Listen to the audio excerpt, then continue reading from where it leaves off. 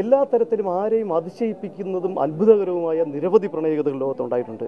പക്ഷേ അതിൽ നിന്നൊക്കെ വ്യത്യസ്തവും ഹൃദയം കൊണ്ടും സമീപനം കൊണ്ടും ഒരു രണ്ട് മനുഷ്യായുസുകൾ പ്രണയത്തിന് വേണ്ടി ഇത്രകാലം ഒരു മനുഷ്യായുസ് മുഴുക്ക കാത്തിരിക്കുകയും ആ പ്രണയത്തിൽ ജീവിക്കുകയും ചെയ്തു എന്നുള്ളതാണ് ഈ പ്രണയകഥയുടെ ഏറ്റവും വലിയ ജീവിക്കുന്ന പ്രത്യേകത.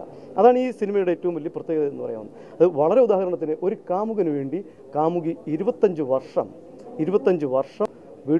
വീട്ടിൽ ഒറ്റയ്ക്ക് ഒരേ മുറിയിൽ കാമുകനെ മാത്രം ഓർത്ത് ജീവിക്കുന്നു. അതിൽ തീരെ 10 വർഷം കാമുകനും കാമുകിയും തമ്മിൽ കണ്ടിട്ട് പോലുമില്ല. ആ കാലഘട്ടത്തിലാണ് നമ്മൾ സാധാരണ ലിപി പോലെ ഒരു ഭാഷ പോലെ അവർ പ്രണയിക്കാൻ വേണ്ടി 10 വർഷത്തെ കാലയളവ് കൊണ്ടൊരു പ്രണയത്തിൻ്റെ ഒരു ലിപി കണ്ടുപിടിക്കുന്നു. അങ്ങനെ കാഞ്ചനയുടെയും മൊയ്തീൻ്റെയും പ്രണയ ജീവിതത്തിനിടയിൽ അല്ലെങ്കിൽ അവരുടെ ജീവിതത്തിനിടയിൽ അത്ഭുതകരമായ നിരവധി സംഭവങ്ങളാണ് ഉണ്ടായിട്ടുള്ളത്. ഒരുപക്ഷെ അതൊക്കെ തന്നെയാണ് ഈ പ്രണയത്തിൻ്റെ അല്ലെങ്കിൽ സിനിമയുടെ ഏറ്റവും വലിയ പ്രത്യേകത. യഥാർത്ഥത്തിൽ 2007 ഈ സിനിമയെക്കുറിച്ച് ആലോചിച്ച് കൊടുത്തത്. കാരണം ജനം കൊണ്ട് മുറിവേറ്റുള്ള എന്നൊരു ഡോക്യുമെൻ്ററിയാണ് ഞാൻ ആദ്യം ഇതിനെക്കുറിച്ച് എടുത്തത്. അത് അന്ന് മുതലാണ് ഇതൊരു സിനിമയാക്കുക എന്നൊരു സംഗതിയിലേക്ക് വരുന്നത്. തിരക്കഥ പൂർത്തിയായിട്ട് 1 വർഷമല്ല 2 വർഷമാണ് തിരക്കഥ പൂർത്തിയാവുന്നു. പിന്നെ അത് വീണ്ടും മാറ്റുന്നു.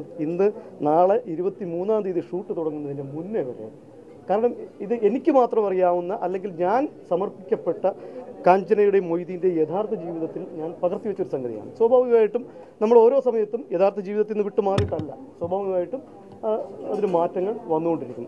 അതായത് ഒരു തിരക്കഥയുടെ അടിസ്ഥാനപരമായ മാറ്റം. കുറഞ്ഞതൊരു 5 വർഷമായി കാഞ്ചനയുടെയും മൊയ്തീൻ്റെയും, ഞാൻ പറയാം, കോഴിക്കോട് മുക്കത്ത്, തിരുവനന്തപുരത്ത് നിന്നും കോഴിക്കോട് മുക്കത്തേക്ക് ഞാൻ എത്തുന്നു.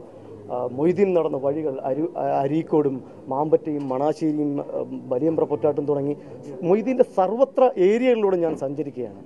ഞാൻ തിരുവനന്തപുരത്ത് എൻ്റെ വീട്ടിൽ നിന്ന് മാറി നിന്നിട്ട് മൊയ്തീൻ്റെ സഹോദരൻ്റെ BP റഷീദ് എനിക്ക് തന്നൊരു വീടുണ്ട്.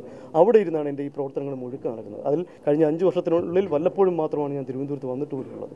അതുകൊണ്ട് തന്നെ അതൊരു വെല്ലുവിളി എന്നുള്ളതിനേക്കാൾ എനിക്ക് ഇത് നിർവഹിക്കപ്പെടേണ്ടുന്നതിൻ്റെ ആവശ്യകതയായിട്ടാണ് ഞാനിതിനെ കരുതിയിട്ടുള്ളത്.